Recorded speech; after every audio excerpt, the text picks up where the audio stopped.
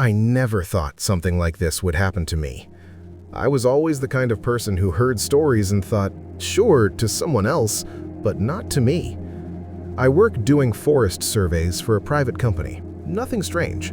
Maps, trails, coordinates, long hours walking through places where almost no one goes.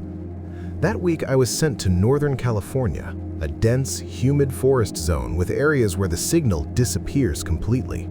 I was alone, like always, with GPS, backpack, food, and a tent. The first day was normal. Long hikes, records, terrain photos, marks on the map. The second day, I started noticing something strange. Silence. Not normal forest silence, but that uncomfortable, heavy kind. No birds, no insects, no wind.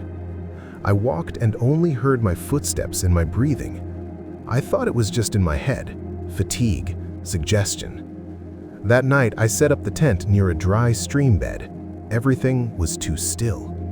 I fell asleep late with that feeling of being watched, the kind you can't explain, but your body feels it. In the early morning hours, a heavy, slow noise woke me, like large footsteps crushing branches. It wasn't a deer, it wasn't a bear. The pattern was different. Separated steps, heavy, conscious. I froze inside the tent, silent, heart pounding in my chest. I heard breathing outside, not loud, but deep, like something was smelling the air. The sound moved slowly around the tent. At one point, it stopped right behind my head. I could feel the weight of that presence. I didn't scream. I didn't move. I didn't turn on the flashlight. I stayed still, waiting for whatever it was to leave. Then I heard a stronger crack, like something standing up, footsteps moving away slowly.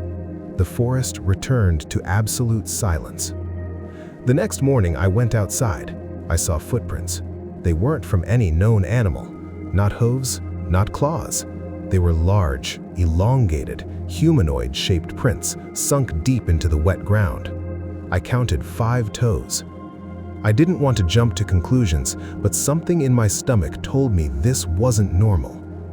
I kept working, but I was tense.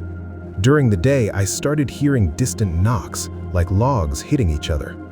Once I heard a deep, long, powerful scream that didn't resemble any animal I knew. It wasn't a howl, it wasn't a roar, it was something more primitive, deeper, more intelligent. On the third day, I found a tree that wasn't fallen, twisted, bent, like something had forced it with raw strength. Nearby, branches were broken more than 2 meters high. No one does that with their hands. That night, I didn't set up the tent. I stayed inside the vehicle. At dawn, the footsteps came again, this time closer, heavier. I heard something circling the vehicle. The breathing returned. I felt a soft thud on the side, not hard, like a test, like something touching it. Then a smell, wet earth, wet hair, something animal. I didn't sleep again. At sunrise, I left. I didn't finish the survey. I didn't submit a complete report. I made up technical failures, lost coordinates, signal problems. I never went back to that area. And the worst part isn't the footprints or the sounds. The worst part is that clear, deep feeling, impossible to ignore. It knew I was there, and it decided to let me go.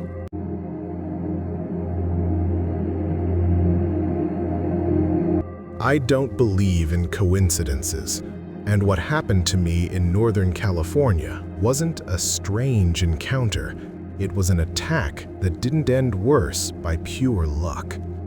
I was doing a solo trek, several days walking through areas with no marked trails, the kind where the forest is so dense that light barely gets in. The ground was wet, mud, roots, fallen logs, the constant smell of soaked earth.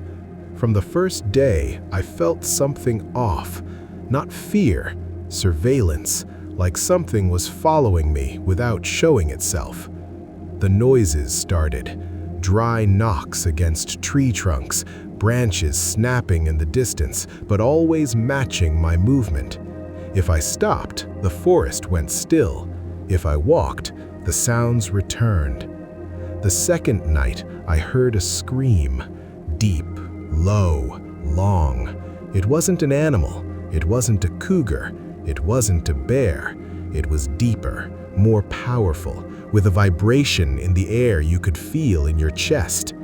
The sound crossed the forest like a warning. I didn't leave. Mistake. On the third day, I saw it. I was crossing an open area between tall trees when something moved on my left. I thought it was a falling log, but it didn't fall. It walked. It was massive, over 2 meters tall for sure, broad back, long arms, its body covered in thick, dirty brown hair with lighter areas on the chest and neck. It didn't walk like an animal. It walked like something that knows how to use its body, upright, stable, heavy. The head was large. The face wasn't human, but it wasn't animal either. Dark, deep eyes, flat nose, large jaw, wide mouth, teeth visible when it opened its mouth and breathed heavily. We locked eyes. This wasn't curiosity, it was territorial. It struck a log with its arm, not to break it, just to make noise. The sound was dry and violent.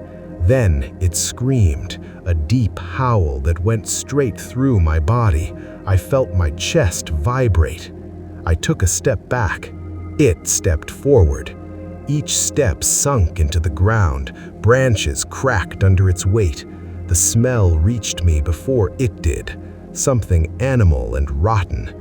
It grabbed a thick branch from the ground and snapped it like a dry stick. I kept backing away. It screamed again. This one was different, shorter, more aggressive, like a command. When I ran, it ran. I heard the steps behind me, trees breaking, branches flying. I felt something brush against my backpack. It didn't grab me, but it was close. I fell. I felt the ground on my face, mud in my mouth, the weight of pure fear. I turned over and saw it above me. It was gigantic. Its chest was rising and falling hard, muscles tense, mouth open, teeth visible, hot breath. I thought that was the end, but it didn't attack.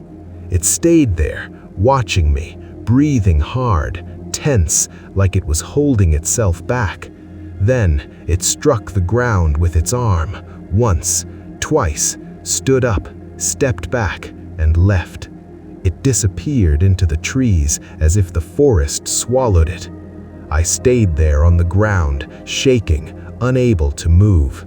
When I could stand, I ran without looking back. I never went back to that area. I never reported anything. I never told anything officially, because there are things that don't want to be recorded, and there are encounters that are not discoveries. They are warnings.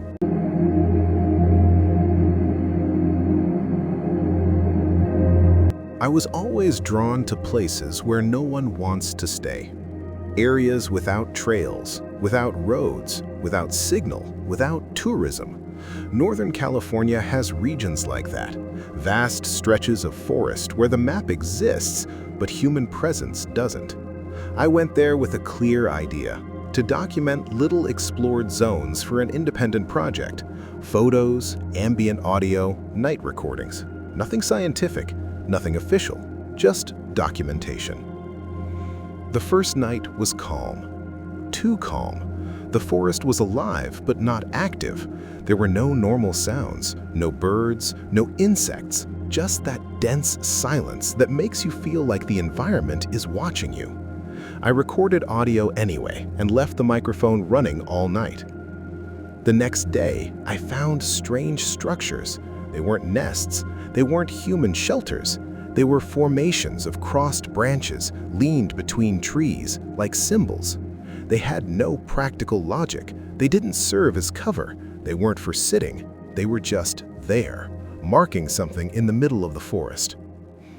Then I started hearing distant knocks, always in a pattern. 3 knocks, pause.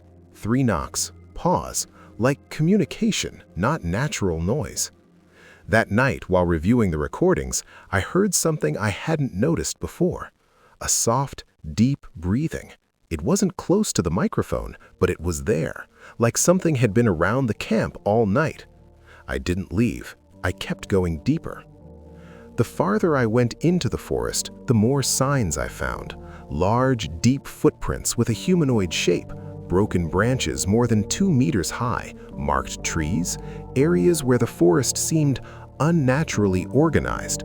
I started to feel a constant presence, like something was always behind the trees, like the forest was no longer an open space, but a closed system that was watching me. One afternoon, I heard footsteps synchronized with mine. I stopped. They stopped. I walked. They walked, always at the same distance. I decided to record.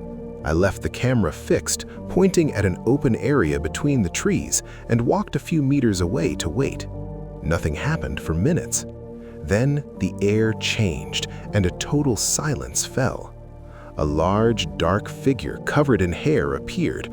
Only half its body was visible behind a tree, its head slightly tilted, watching. It didn't move. It made no sound. It showed no aggression. It just looked. Its eyes didn't reflect light. They didn't glow. They were dull, heavy, conscious. I felt that I was the one out of place, that I was the intruder, that this forest wasn't wild nature. It was territory, and I had entered it uninvited. Then the figure withdrew, slowly, without urgency, as if it had never been there. That night, I didn't hear footsteps. I didn't hear knocks. I didn't hear screams, but I didn't sleep. Because I had a clear certainty in my mind. I was not alone. I had never been alone, and I was never going to be alone in that place. The next morning, I packed everything and left, because I understood something simple. There are places where Bigfoot is not a legend. It is a presence. It is part of the ecosystem, not as an animal, but as something older than any human. And when someone enters those places, I truly believe if you don't leave in time, it makes you disappear. Not because it's evil, but because it is a being that protects what belongs to it.